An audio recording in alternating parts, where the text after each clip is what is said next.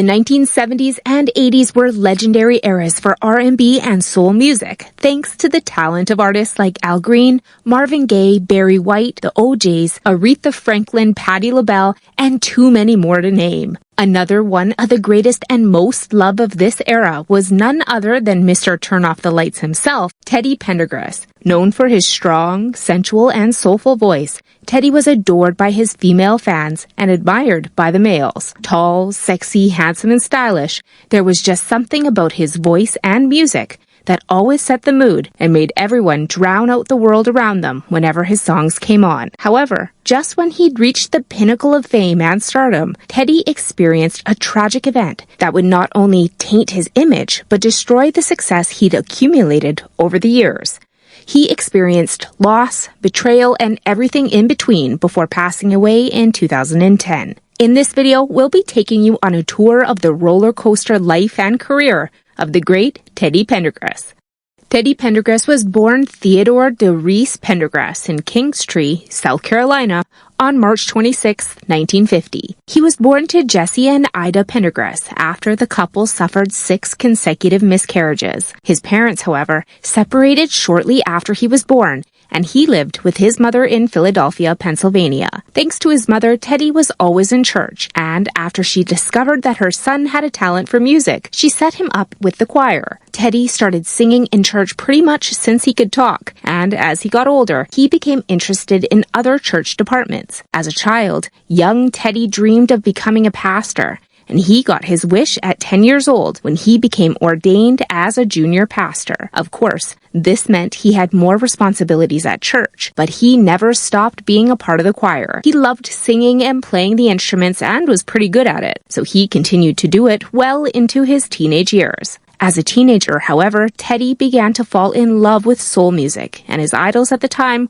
were James Brown and Jackie Wilson, who he once saw perform. It was at that moment that he decided to be an artist just like them, and although his mother was against it, Teddy decided to drop out of high school to pursue a career in music. Using his meager savings, Teddy recorded his first song titled Angel with Muddy Feet, which turned out to be nowhere near a success. Despite the rough start, young Teddy continued to pursue his dream. He spent some of his teenage years playing the drums for several local Philadelphia bands, including the Cadillacs. Unknown to Teddy, this exposure would eventually give him the platform to be a global superstar. At one of his performances in Philly, Teddy was spotted by Harold Melvin, the founder of the group Harold Melvin and the Blue Notes. It was a newly formed band at the time. Impressed by his skills, Harold presented Teddy with an offer to become the official drummer for the Blue Notes, and he agreed almost immediately. He had just turned 20 at the time. Shortly after Teddy was recruited as their drummer, the band began to face some internal challenges. They were struggling to put out a successful song, and their lead singer at the time,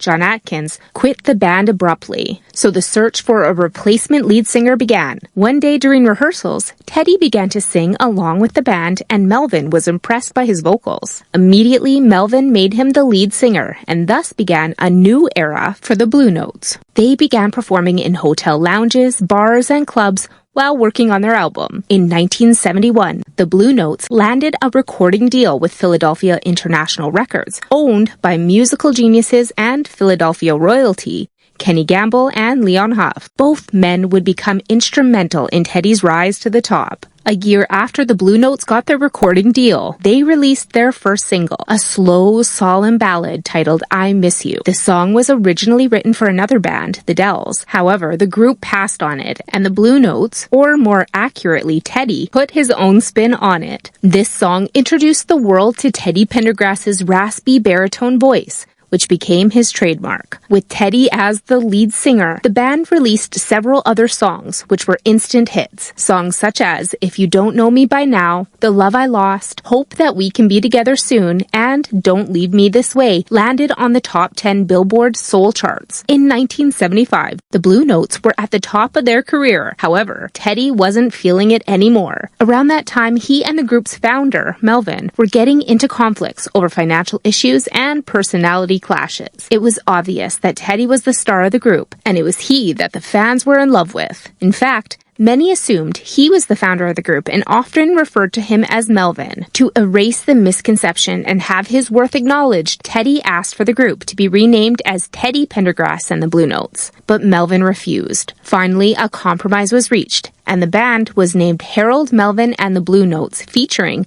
Theodore Pendergrass. This name change made Teddy even more popular, and as a result, his fan base increased exponentially. The band released another album, Wake Up Everybody, which sold over 1 million copies. This meant more money for the bandmates, and again, another money-related conflict between Melvin and Teddy. This time, the argument got out of hand, and it was so bad that Teddy decided to split from the group and pursue a solo career. He had the fan base, the talent, the money, and all the right support. However, the void he left in the Blue Notes was too much for them to fill. After Teddy left, the group struggled to find success, and on top of that, they left Philadelphia International Records. Their sales plummeted, and the group never recovered. Melvin passed away in 1997. When he left the Blue Notes, Teddy was signed to Philadelphia International Records as a solo artist, and although this angered Melvin, Teddy had the backing of several people, including Gamble and Huff and his manager and girlfriend at the time, Taz Lang. Teddy and his team started to work on his debut, self-titled album.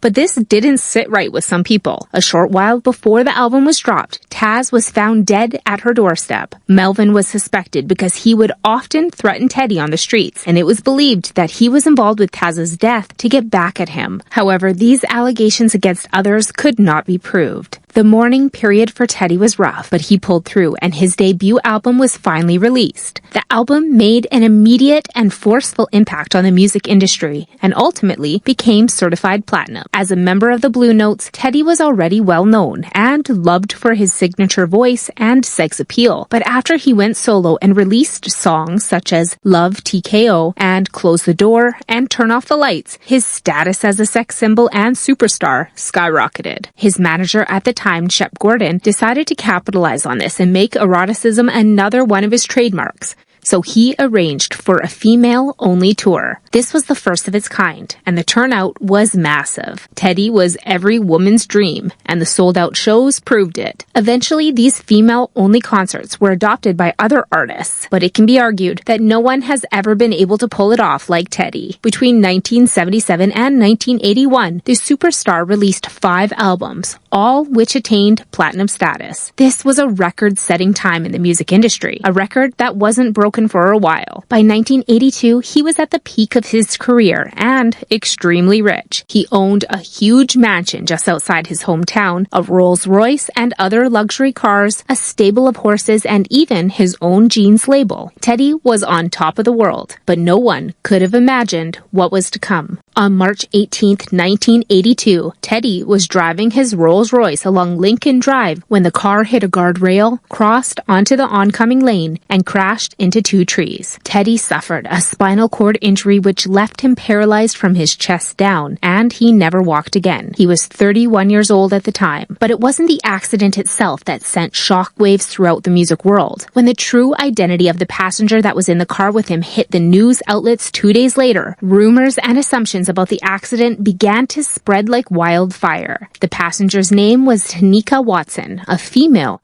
that was born a male but had had surgery and transitioned 5 years prior in 1977. According to interviews she gave the Philadelphia Gay News in 2011 and on Oprah, Where Are They Now?, in 2014, she and Teddy were not engaged in any kind of sexual activity at any point, and she had only just met him twice. The first time was near the studio where Teddy recorded his music. She'd run away from him when he'd called her over to his Rolls Royce because she thought he was a pimp. And the second time was at a popular Philly nightclub where she worked. And they struck up a conversation, and when she told him it was time for her to go home, Teddy offered her a ride. About the accident, Tanika said, "First, the car started speeding up really fast, and I was wondering, was he driving fast? But he wasn't. It was out of control. Then I noticed he was struggling with the wheel, and all of a sudden, I heard this great big bang. I don't think Teddy knew about my transition at all," she said. In consecutive years after the accident, Teddy released 3 albums in 1982, 1983, and 1984. However, they all failed to chart as successfully as his past albums. Instead of reaching the #1 spot on the charts, like his songs normally did, the most successful song of any of these new albums peaked at number 38. In 1985, Teddy made his first live performance after the crash